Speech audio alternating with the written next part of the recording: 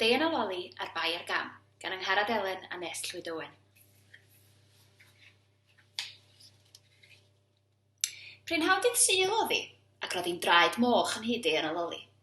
Roedd goriadau'r car ar goll, a mam a dad wedi bod yn chwilio amdanyn nhw ers oriau. Ond roedd gan Deian a Loli gyfrinach. Roedden nhw wedi taflu goriadau'r car i'r cae drws nesa, mwyn ysgoi mynd i'r archfarchnad. Ond erbyn hyn, roedd yr efeilliaid yn dechrau teimlo'n euog. Doedd dim amdani, ond mynd i nôl y goriadau o'r cae a syrthio ar ei bai. Ond yn gyntaf... Ribidi rew! Daeth pelydra hyd o'i dwylo gan rewi mam a dad i'r unfan. Dych chi'n gweld, doedd rhieni Deian a Loli ddim yn fodlon iddyn nhw ddringo na choedan, na wal, na dim.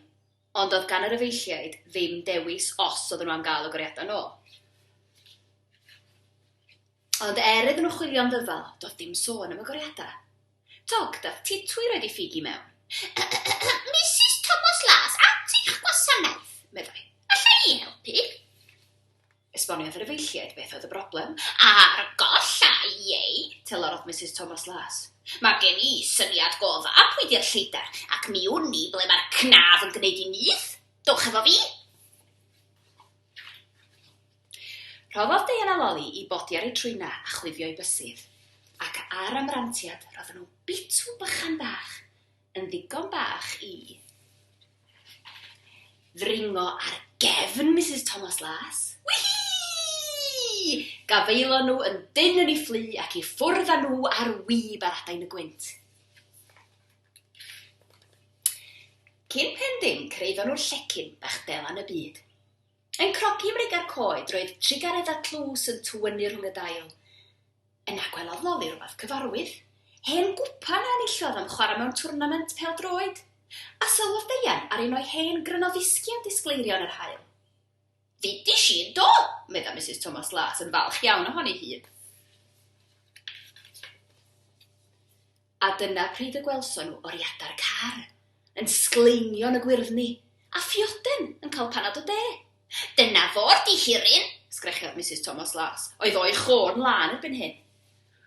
Pia brith ydw i, medda'r bioden bold. A fi pia, popeth a welwch chi. Nac i tad, prydstodd Deian. Fi bi'r grynoddisg na, a fi bi'r cwpan na, ategodd Loli. Mae fe enw i arno fo. Dod o hyd iddyn nhw nes i, nid i dwyn, fi pia nhw, meddai pia brith yn big.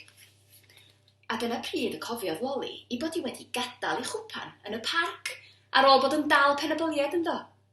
Roedd 6 mis ers hynny.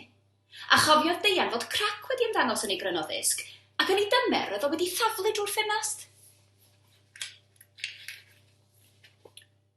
Ond beth am y goriada? Mynodd Mrs Thomas Las. Chdi nath wyn o'r heini, a ffeitio meiddio teulu fel arall? Ond roedd gan Pia Brith ateb i hynny hefyd. Gweld yr efeilliaid yn taflu'r goriadau dros y wal nes i, a chymryd yn ganiataol nad oedd neb ei hisio, meddai. Am yr eildro y diwrnod hwnnw, roedd Deian a Loli yn teimlo'n euog iawn. Bu'n rhaid i'r ddau syrthio ar ei bai ac ymddiheuro wrth Pia Brith am y gyhuddo ar gam. Cytunodd i roi'r goriadau nôl i'r efeilliaid a'r yr amod i bod yn aros am damaid o fara Brith.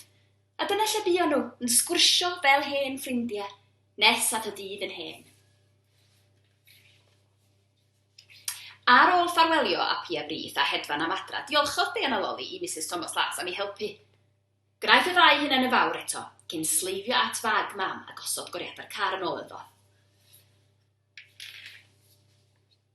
Unwaith eto daeth pelydra hyd o'i dwylo, gan ddadmer ei rhieni. Ribidi rew! Mam, holodd Deian gan grisio cuddio gwen. Wyt ti siŵr nad ydy'r goriadau'n dy fag di? Wrth gwrs fod i'n siŵr, medda mam.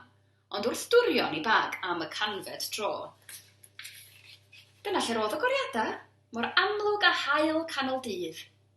Ond oedden nhw ddim yna eiliad yn ôl, meddai'n syn. Mae mam yn dechrau drysu blantos, meddai dad. Gwyddai Deian a Loli'n wahanol wrth gwrs ac roedd ganddyn nhw biti dros mam yn cael bai ar gam. Da ni'n digredu di mam, meddai Loli. Ella fod y goriadau wedi mynd ar ei hantur bach ei hunain, meddai Deian wedyn. Ond erbyn hyn, roedd mam a dad ar frys i gyrraedd yr archfarchnad cyn iddi gau, felly prin i bod wedi clywed parablu'r plant am hanes Mrs Thomas Las a Pia Brith, a'r llecyn bachtel yn y byd.